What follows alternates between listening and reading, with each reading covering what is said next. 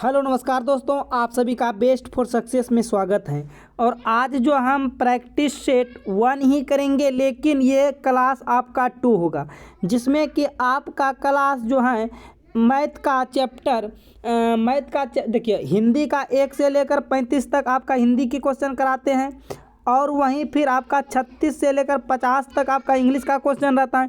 और 51 से लेकर हम 68 तक आपको क्लास 1 में मैथ का चैप्टर करा दिए हैं, क्योंकि मैथ की संख्या जो है 35 जो होता है बहुत ज़्यादा हो जाता है, क्योंकि उसमें हम सॉल्यूशन भी कराते हैं, इसीलिए टाइम बहुत ज़्यादा हो जाते हैं।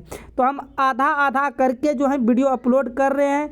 यदि आप सभी को चाहिए नहीं कि सर पूरे वीडियो अपलोड चाहिए एक बार में 35 क्वेश्चन, तो वो भी हम कर देंगे, लेकिन आप सभी को कमेंट बॉक्स में कमेंट करके बताना होगा। तो चलिए क्वेश्चन नंबर हम आज 69 से स्टार्ट करेंगे और 85 तक चलेंगे। चलिए क्वेश्चन स्टार्ट करते हैं। देखिए कहता है, एक छात्र अपने हॉस्टल से 4 किलोमीटर प्रति घंटे की चाल से अपने कॉलेज जाता है और 3 किलोमीटर प्रति घंटा की चाल से लौटता है। यदि जाने और आने में उसे 7 घंटे का समय लगता है तो उसके कॉलेज और हॉस्टल के बीच की दूरी ज्ञात कीजिए।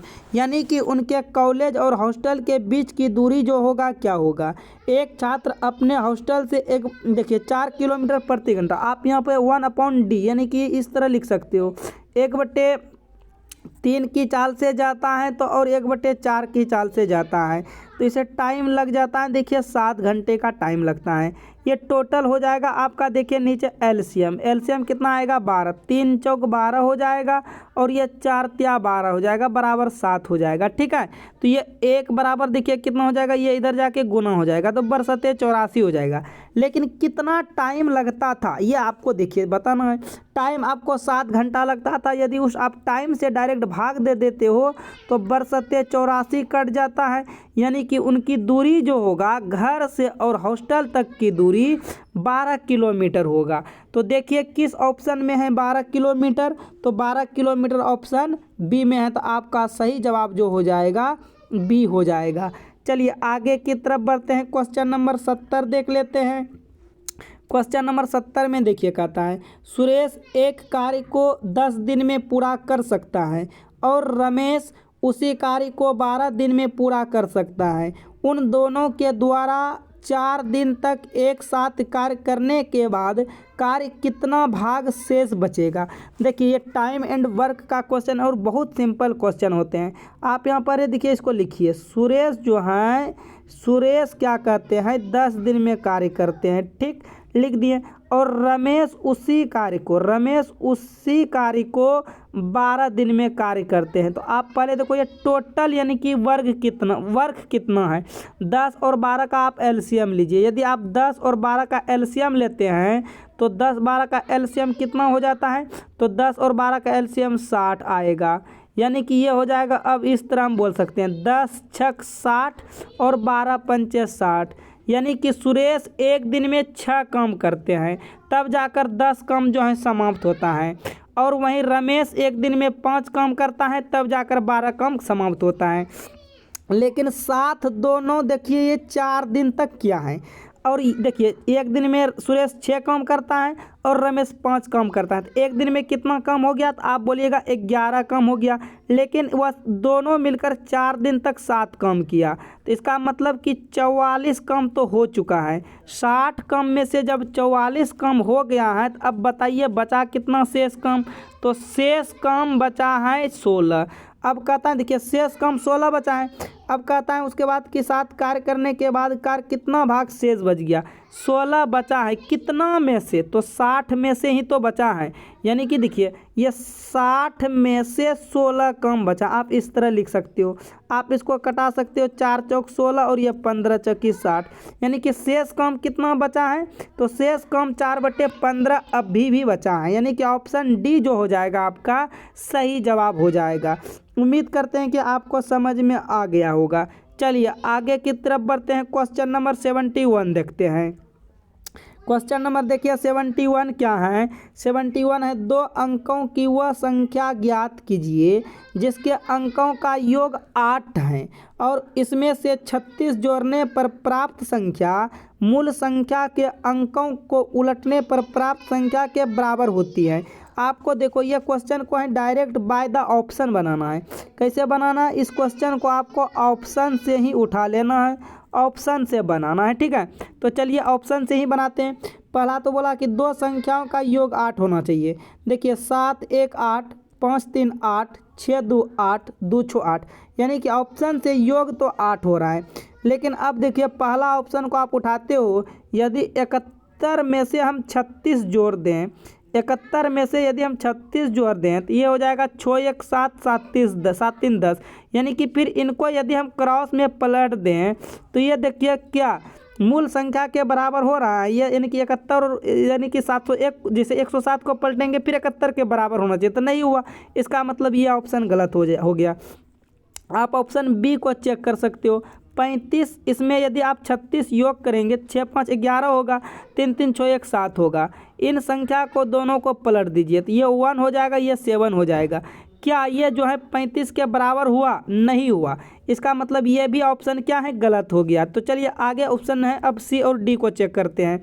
ऑप्शन सी को यदि आप चेक करते हो, 1 मिनट, ऑप्शन यदि सी को आप चेक करते हो, देखिए 62 है, 62 में से आप क्या कीजिए, 62 में से इस 36 को योग करना है, क्योंकि क्वेश्चन में बोल रहा है 36 जोड़ना है।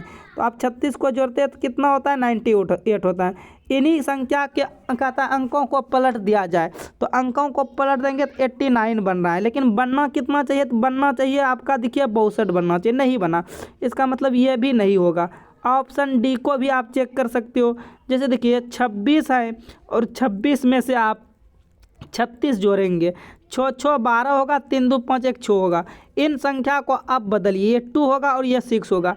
क्या ये नई संख्या जो है मूल संख्या के बराबर आ गया, एस आ गया, यानी कि किस ऑप्शन से आया, तो ऑप्शन डी से आया।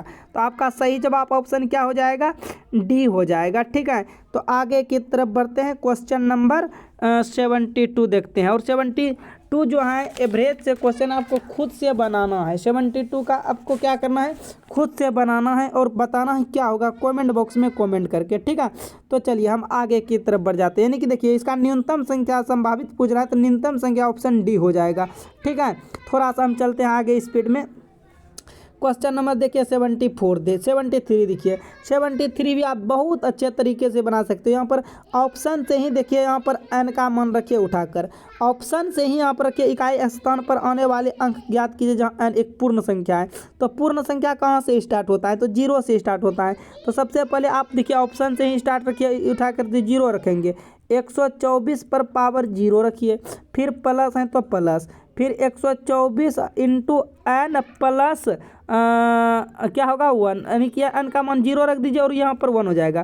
तो देखिए किसी के भी पावर ऊपर 0 लग जाए तो उसका मान हमेशा 1 होता है, तो ये 1 हो जाएगा। तो ये 124 क्या हो जाएगा, 124 अब 124 और ऊपर पावर क्या हो जाएगा, 1 हो जाएगा। तो हो जाएगा 1 प्लस 124, क्या हो जाएगा 1 प्लस 124, यानी कि हो जाएगा 125, क्या हो जाएगा 125। लेकिन आपसे यहाँ n एक पूर्ण संख्या के रूप में मान पूछा है। क्या पूछा है, n जो है एक पूर्ण संख्या है। कितना नंबर है, क्वेश्चन नंबर 73। तो बताइए क्या होगा सही जवाब, आपसे भी कमेंट बॉक्स में कमेंट करके बताइए तो क्या हो जाएगा सही जवाब। देखिए किस ऑप्शन को रखने के बाद पूर्णतः सॉल्यूशन हो गया, यानी कि ऑप्शन यानी कि डी को ही रखने के बाद पूर्णतः सॉल्यूशन हो गया। यदि इसको नहीं रखते तब अगला रखते हैं, तो इसीलिए आपका राइट आंसर क्या हो जाएगा, ऑप्शन डी ही हो जाएगा, ठीक है। तो देखिए आगे की तरफ चलते हैं, क्वेश्चन नंबर 74 देखते हैं। कहता है यदि x³ minus 9x² plus 26x minus 24 बराबर 0 है, ठीक। तो विकल्पों में दिए गए x के मानों में से कौन सा समीकरण का हल गलत होगा, आपको बताना है गलत। अब जैसे बोलेंगे देखिए, यानी कि इधर दोनों साइड जो है LHS बराबर RHS नहीं होना चाहिए, 0 बराबर 0 नहीं होना चाहिए, ऐसा आपको ऑप्शन देखना है। तो चलिए हम पहला ही ऑप्शन रखते हैं, पहला ए है तो ए रखते हैं। देखिए एक्स है, एक्स के जगह 1 का क्यू रखेंगे तो क्या होगा, 1 ही होगा, माइनस है तो माइनस। फिर देखिए ये 9x² है, तो यहाँ पर हम x के जगह क्या रखेंगे, 1 का स्क्वायर, तो 1 ही होगा, 9 गुना 1 करेंगे तो क्या होगा, 9 ही आ जाएगा। फिर प्लस में क्या है 26, प्लस देखिए x है, x के जगह 1 रखेंगे, 26 गुना 1 क्या होगा, 26 यहाँ आ जाएगा, तो यहाँ पर 26 लिख दिए हैं। और माइनस में क्या है 24, तो 24 लिख दिए। और बराबर में क्या है 0।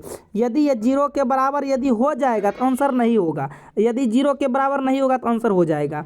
आप देखिए यहाँ देखिए क्या होगा 26 और ये क्या होगा 27 हो जाएगा, और यहाँ पर माइनस हो जाएगा 33, क्या हो जाएगा 9 4 13 1 1 3 33 हो जाएगा।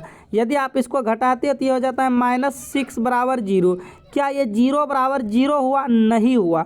और यही तो समीकरण में कह रहा था कि कौन सा समीकरण जो है गलत हो जाएगा, ठीक है, कौन सा समीकरण इसमें से गलत होगा, यानी कि ऑप्शन ए को ही रखने के बाद समीकरण क्या हो गया, गलत हो गया।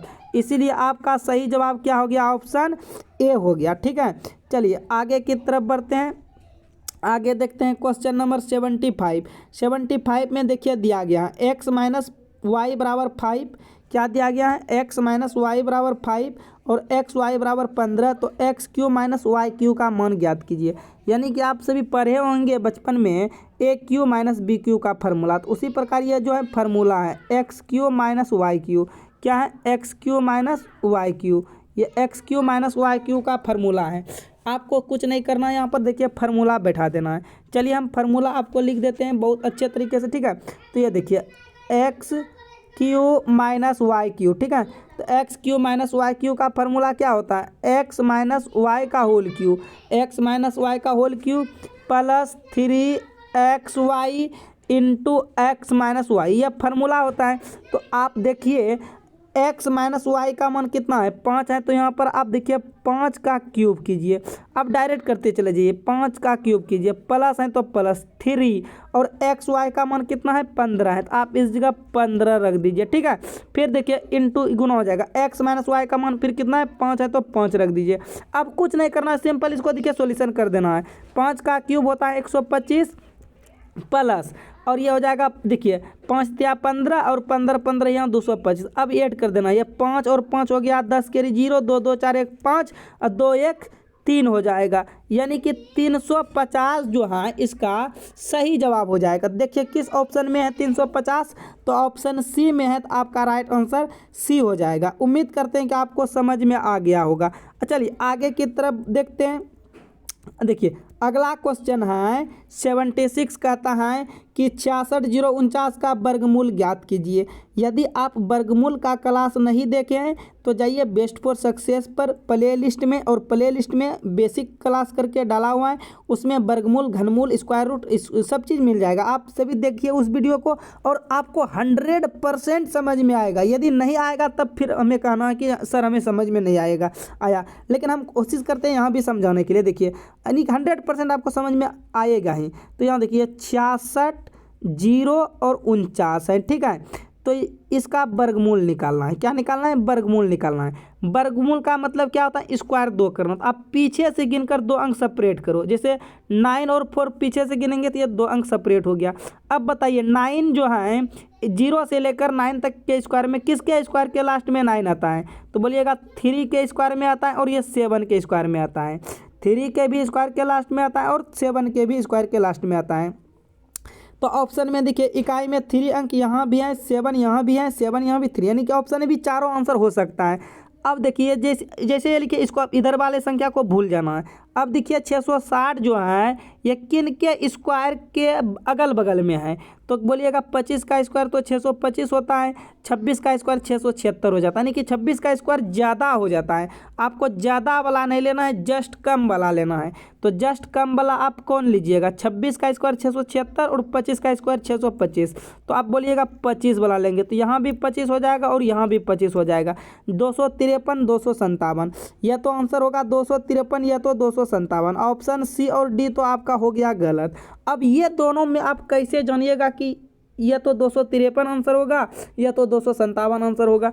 देखिए इसके लिए कुछ नहीं करना है, ये 25 आया है ना, तो बस जस्ट जो है एक आगे बढ़ा के गुना कर देना है, जस्ट एक बढ़ा के। यदि 5 आता तो 6 से गुना, यदि 6 आता तो 700 गुना। जैसे यहाँ 25 आया है तो हम 26 से क्या कर देंगे, गुना कर देंगे।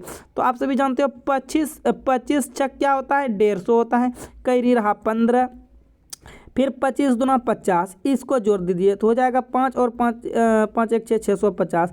अब आप देखिए कि अंदर का मान बड़ा है कि ये बाहर का मान बड़ा है, यानी कि 660 बड़ा कि 650 बड़ा। तो आप सभी बोलिएगा बड़ा तो अभी है 660। यदि आपका मान अंदर में बड़ा है तो आंसर भी हो जाएगा बड़ा वाला। यदि मान लीजिए कि अंदर का मान छोटा रहता तो आंसर भी आपका छोटा वाला हो जाता, लेकिन यहाँ पर अंदर का मान क्या है, बड़ा है। कहाँ से, बाहर वाले मान से, इसीलिए आपका आंसर भी हो जाएगा 257। तो किस ऑप्शन में है 257, तो ऑप्शन बी में है। तो आपका सही जवाब क्या हो जाएगा, ऑप्शन बी हो जाएगा। उम्मीद करते हैं कि आप सभी को समझ में आ गया होगा। यदि समझ में नहीं आया है तो आप सभी जाइए और उस वीडियो को जरूर देखें, आपको 100% गारंटी लेते हैं कि आपको समझ में आएगा ही आएगा। चलिए आगे की तरफ बढ़ते हैं। क्वेश्चन नंबर 77 देखते हैं। कहता है यदि किसी गुणोत्तर श्रेणी का पहला पद 2 है और सार अनुपात 3 है तो गुणोत्तर श्रेणी का 5वां पद ज्ञात कीजिए। आपको 77 नंबर का आंसर बताना है, क्या होगा। कुछ नहीं करना, मान लीजिए पहला पद मतलब ए बराबर मान लीजिए आप 2, क्या मान लीजिए ए बराबर 2। और कहता है सार अंतर मतलब आप मान सकते हो डी, आप मान सकते हो, ठीक है। तो आप डी बराबर मान लीजिए, क्या दिया गया है, 3 दिया गया है, ठीक है, ये दिया गया है। तो आपको निकालना है, देखिए जीपी, यहाँ पर क्या निकलेगा, जीपी निकलेगा, क्योंकि गुणोत्तर श्रेणी बोल रहा है, एपी नहीं बोल रहा है, ठीक है। तो यहाँ पर जीपी निकलेगा। तो आप फार्मूला लगा दीजिए, टीएन बराबर, एक फार्मूला होता है, आप सभी उसको ध्यान में रखिएगा। ए डी क्या होता है, ए डी पर पावर n-1, ए डी पर पावर n-1। तो आप सभी जो है इस पे सेट कर दीजिए। टी एन यानी कि टी एन ये 5वां पद हो गया, तो ये T5 हो जाएगा, बराबर ए आप क्या माने हो, 2 माने हो, तो 2 हो जाएगा, गुना ये 3D3 है और ये n का मान 5-1, ये हो जाएगा। तो आप इसको सॉल्यूशन करेगा, 2 गुना, ये देखिए 3 पर पावर 4 होगा, क्या हो जाएगा, ये 3 पर पावर 4 हो जाएगा, क्योंकि 5 में से गया 4, तो 3 पर पावर 4 का मतलब क्या हो गया, 3 पर पावर 4 का मतलब हो गया 81, और 81 गुना 2 करेंगे तो कितना हो जाएगा, 162। क्या हो जाएगा, 162। तो क्या ऑप्शन में 162 है, ऑप्शन किस ऑप्शन में है, डी में है। तो आपका सही जवाब क्या हो जाएगा, डी हो जाएगा। चलिए ये तो फार्मूला था, आपको नोट कर लेना है, ठीक है। चलिए आगे की तरफ बढ़ते हैं। क्वेश्चन नंबर देखते हैं 78। क्वेश्चन में कहता है यदि 24 पुरुष 8 घंटे प्रतिदिन कार्य करके एक कार्य को 15 दिनों में, ये 15 लिखा है, ठीक है, ये 15 लिखा है, 15 दिनों में पूरा कर सकते हैं, तो उसी कार्य को 6 घंटे प्रतिदिन कार्य करके 10 दिनों में पूरा करने के लिए कितने पुरुषों की आवश्यकता होगी। देखिए यहाँ पर कुछ नहीं करना है, आपको इस फार्मूला पे सेट कर देना है। क्या करना है, देखिए इस फार्मूला पे आपको सेट कर देना है, M1 D1 और H1 बराबर M2 D2 H2, ठीक है। कुछ नहीं करना, इस पर फार्मूला कर देना है। तो देखिए कितना है, पुरुष है 24, और दिन की संख्या डी से क्या हो गया, दिन कितने दिन लेते हैं, तो दिन की संख्या आप 15 लेते हैं, तो 15 लिख दीजिए। एच का मतलब आवर, कितने घंटे, 8 घंटे, तो 8 लिख दीजिए, 8 लिख दिए, ठीक है। अब बराबर में फिर देखिए आपको M2 अब की बार क्या करना है, निकालना है, तो M2 का वैल्यू रहने दीजिए। D2 का मान क्या पे है, देखिए तो D2 दिन यहाँ पर 10 है, तो आप 10 लिख लीजिए, ठीक है। और गुना में लिख लीजिए, आपका देखिए आवर कितना है, तो 6 है, तो 6 लिख लीजिए, ठीक है, लिख लिए। अब देखिए 6 एकम, देखिए यहाँ पर, यहाँ से 6 1 मिनट, ये 6 एकम 6 और ये 6 चौक 24, क्या हो जाएगा, कट जाएगा।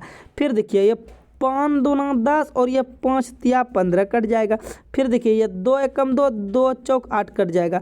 तो ये देखिए 4 3 4, 4 चौक 16, 16 तिया 48, कितना लगेगा आदमी, यानी कि M2 यानी कि आदमी की संख्या कितना हो जाएगा, 48 आदमी लगेगा।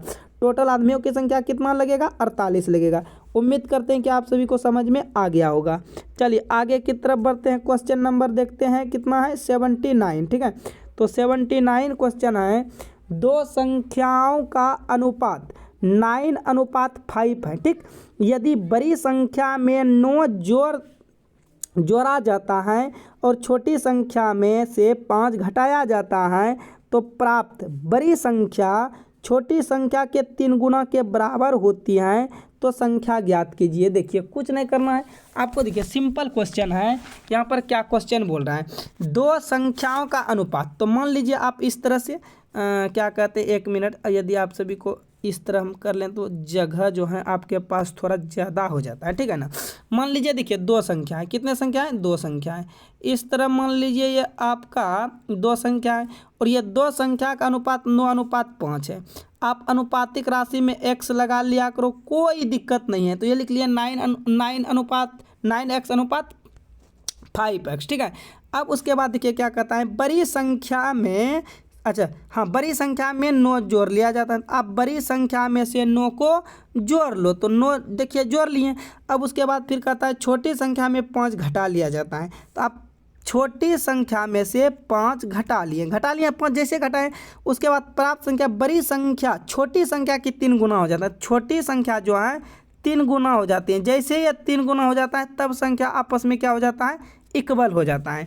तब संख्या आपस में क्या हो जाते हैं, इक्वल हो जाते हैं। तो यह संख्या इक्वल कर दिए। ठीक है, अब इसको आपको सॉल्यूशन करना है और जो भी चीज़ पूछे तो निकाल सकते हो आराम से। तो कहता है यहाँ पर संख्या ज्ञात कीजिए। तो संख्या देखिए ये हो जाएगा 9x + 9 बराबर, यहाँ देखिए ये 5 तिया 15x और फिर -15 हो जाएगा।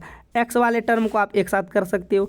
तो ये देखिए ये क्या कहते हैं, ये 15 इधर आ जाएगा। तो ये हो जाएगा 9 प्लस, ये माइनस में था तो इधर आएगा तो प्लस में 15, और ये 15x इधर ये प्लस में था तो इधर आएगा तो -9x हो जाएगा। ठीक है, इतना करने के बाद ये 15 और 9 कितना होगा, 24 हो जाएगा। और इधर ये जाएगा तो 15 में से 9 जाएगा तो कितना होगा, 6x जाएगा।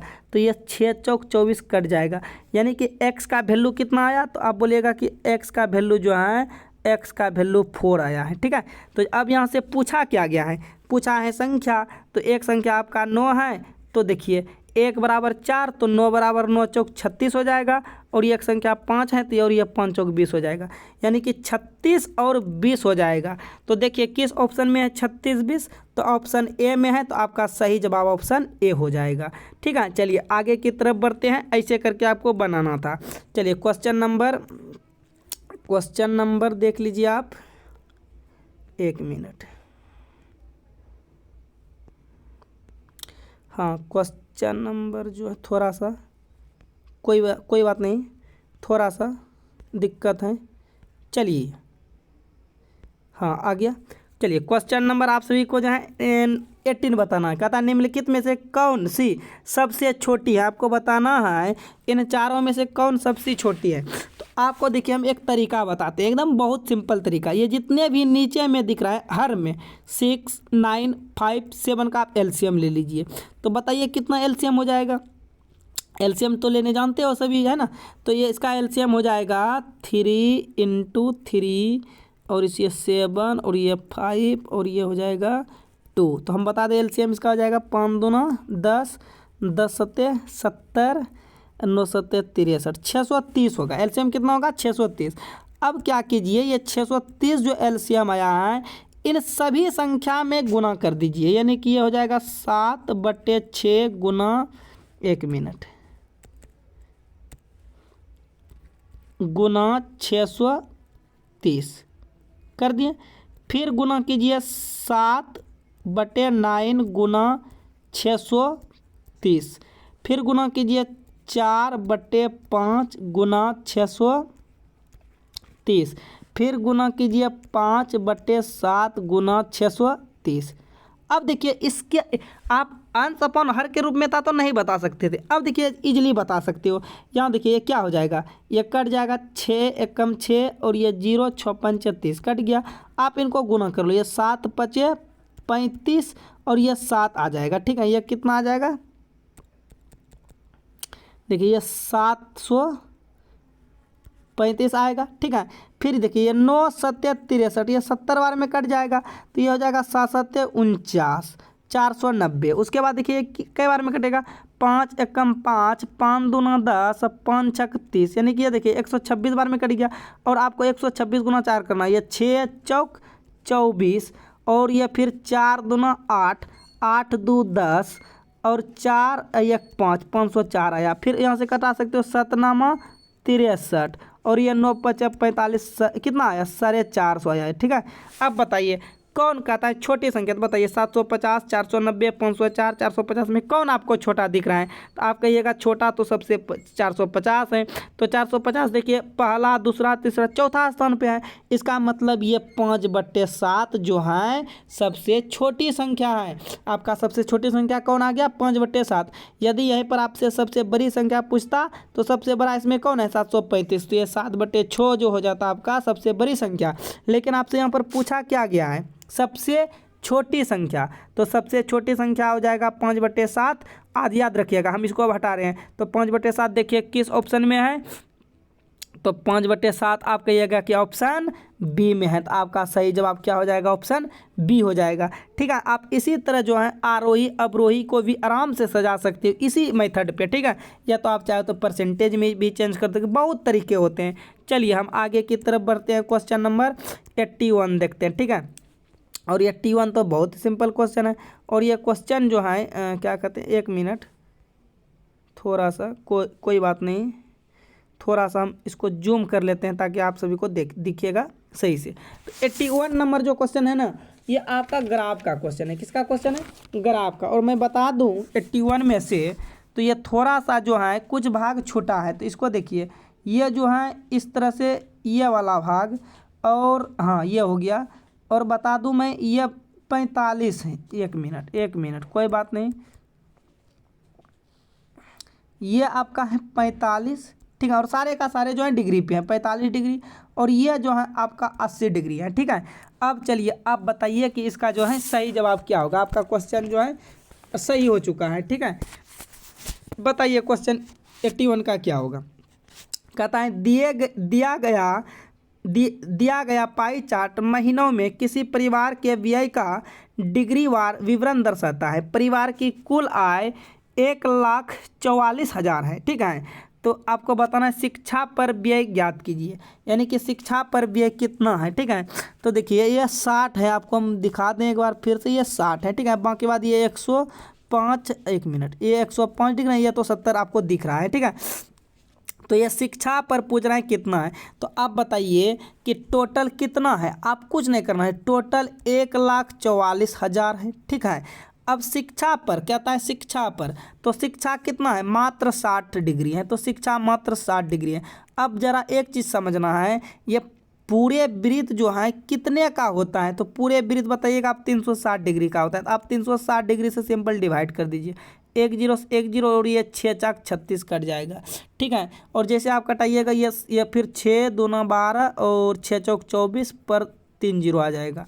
यानी कि शिक्षा पर जो है वो 24,000 रुपया खर्च कर रहा है, कितना में से, 1,44,000 में से। इसी तरह जो है किसी का भी पूछता तो आप आराम से निकाल सकते थे, ठीक है। तो राइट आपका आंसर क्या हो जाएगा, ऑप्शन ए हो जाएगा, 24,000 हो जाएगा, क्योंकि 1,44,000 में से कितना खर्च कर रहा है शिक्षा पर, 24,000। चलिए आगे की तरफ बढ़ते हैं। चलिए क्वेश्चन नंबर देख लेते हैं 82। क्वेश्चन नंबर 82 दिखे कहता है एक वृत्त की दो जीवाएं ए बी और सी डी को इस तरह बढ़ाया जाता है कि वृत्त के बाहर किसी बिंदु पी पर एक दूसरे को प्रतिच्छेदी करती हैं। यदि ए बी 7 सेंटीमीटर और बी पी, हम बता दूं आपका बी पी, हाँ बी पी जो है 4.2 है, आपको लिख लेना है। बी पी कितना है, 4.2 सेंटीमीटर, और पी डी 2.8 सेंटीमीटर। तो सी डी की लंबाई ज्ञात कीजिए। देखिए मैं बता दूं आपको कि इसको हटा देते हैं, ठीक है। हाँ अब देखिए मान लीजिए यहाँ पर एक वृत्त है, ले लेते हैं इस प्रकार से, ठीक है। एक वृत्त है और इस पर जो है एक रेखा खींचा गया है।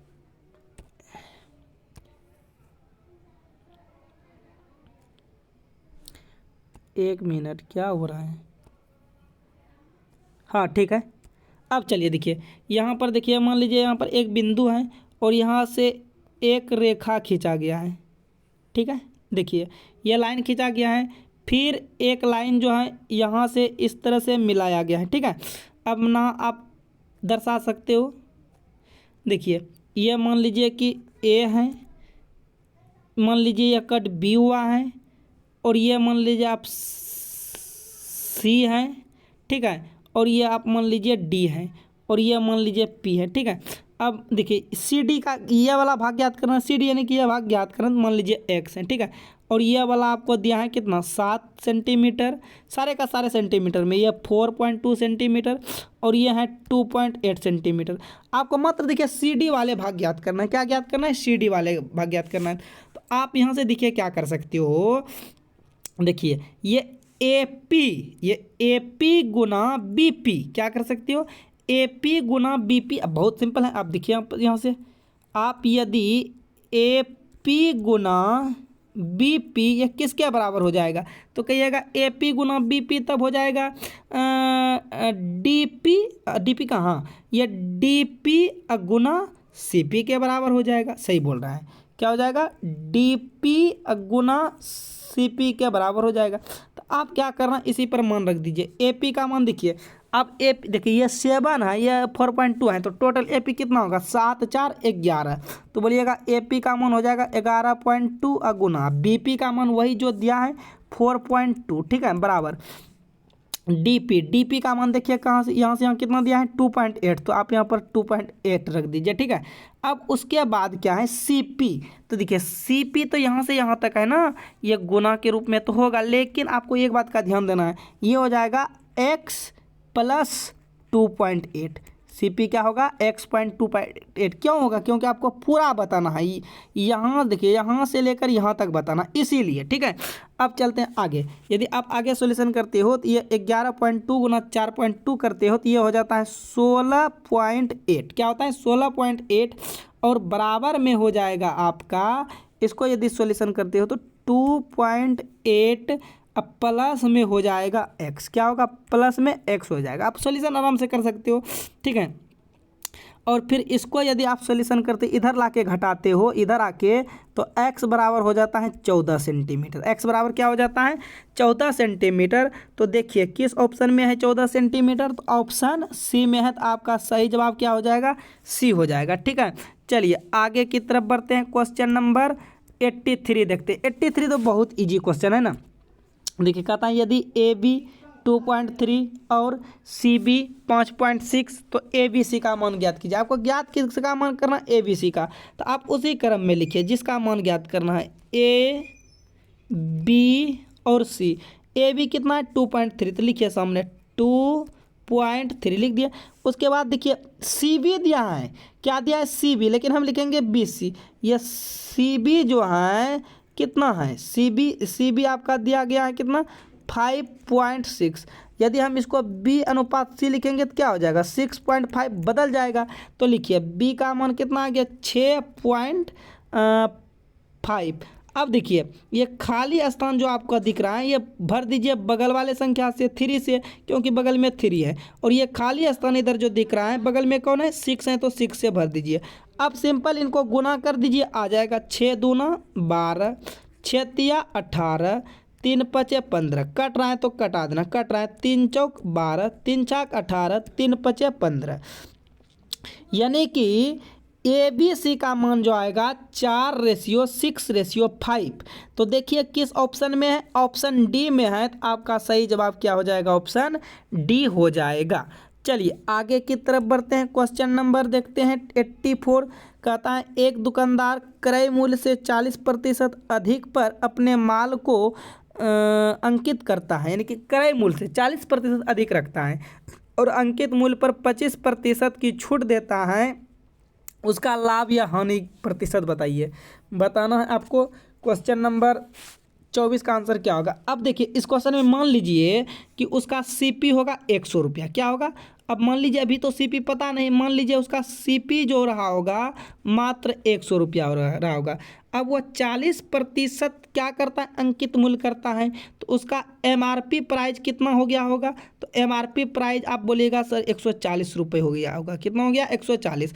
अब फिर क्या करता है, 25% इस पर छूट देता है, किस पर 140 पर। तो देखिए 140 पर यदि 25% छूट देगा तो बचत कितना होगा 75 का होगा, ठीक है। तो 25 तिया यहाँ से देखिए 25 तिया 75, 25 चौक 100 आराम से कट जाएगा और ये हो जाएगा फिर 4 तिया 12 और ये 4 पंचे 20। एक मिनट कहीं कटाने में थोड़ा सा मिस्टेक हो रहा है। हाँ अब कटा लीजिए, देखिए 25 चौक 100 हो जाएगा, फिर 4 से कट रहा है, कट जाएगा 4 तिया 12 और ये 4 पंचे 20। क्या हो रहा है, देखिए 4 से यदि आप भाग 140 में देते हो तो 4 तिया 12 2 4 कट रहा है आराम से 35 बार में, ठीक है। कितना बार में कट रहा है 35 बार में कट रहा है। तो ये देखिए 35 बार में कट गया, ठीक है। और ये तो देखिए ये 3 है ना, हम सोच रहे थे ये 7, इसी वजह से थोड़ा मिस्टेक हो रहा था। तो 35 तिया कितना हुआ 105। अब बताइए खरीदा था 100 रुपये में और बेच रहा है 105 रुपये में, तो उनको लाभ हो रहा है या हानि। तो आप बोलिएगा सर यहाँ तो लाभ हो रहा है, कितना रुपए का लाभ हो रहा है, तो बोलिएगा 5 रुपये का लाभ हो रहा है। कितना रुपए का लाभ हो रहा है 5 रुपये का लाभ हो रहा है। किस पे लाभ होता है, तो सीपी पर लाभ होता है। सीपी आपका कितना है 100 रुपये, और प्रतिशत के लिए आपका क्या हो जाएगा 100%। यह 100 से 100 कट गया, यानी कि 5% का प्रॉफिट हो रहा है। तो किस ऑप्शन में है, ऑप्शन डी में है। तो आपका सही जवाब क्या हो जाएगा, डी हो जाएगा, ठीक है। उम्मीद करते हैं कि आपको समझ में आ गया होगा। चलिए क्वेश्चन नंबर लास्ट देखते हैं आज की क्लास का, मैथ की क्लास का, ठीक है। क्वेश्चन नंबर देखिए 85 क्या है, 999 सही 1/2 प्लस 999 सही 1/6 प्लस 999 सही 1/12 प्लस 999, इस तरह है, ठीक है। अब बताइए क्या इनको पूर्णांक तोड़िएगा, फिर पूर्णांक तोड़ने के बाद फिर एलसीएम लीजिएगा, नहीं ऐसा कम नहीं करना है। ये देखिए 999 सभी में है, आप ये 999 को कॉमन कर लीजिए। आप ये 999 को जैसे कॉमन की कई को 999 का टर्म है 1 2 3 4 5, इसमें आप सिंपल देखिए 5 से गुना कर दीजिए। इसमें 5 से आप क्या कर दीजिए गुना।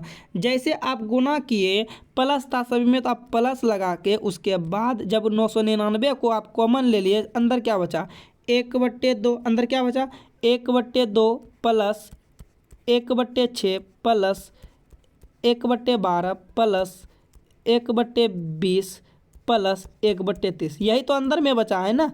अब देखिए आप यदि इसको गुना करते हो तो ये कितना हो जाएगा आप बताइए, ठीक है। अभी रहने दीजिए, गुना मत कीजिए। अच्छा 1 मिनट, यदि गुना ही कर लीजिए ना, तो 999 गुना 5 कितना कीजिएगा 999 गुना 5, तो हो जाएगा 9 5 45 और 9 5 45 4 49, 9 5 45 4 49, यानी कि ये हो जाएगा 49 50। कितना हो जाएगा 49 और 50। और अंदर में देखिए एलसीएम कितना आ जाएगा, एलसीएम तो आ जाएगा 2 6 12 20 30 का एलसीएम आ जाएगा 60।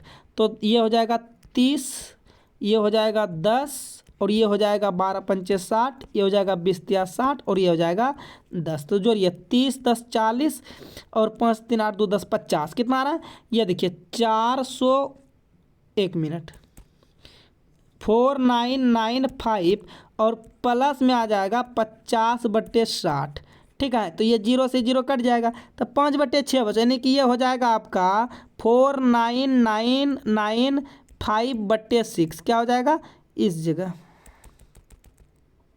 4995 और 5/6।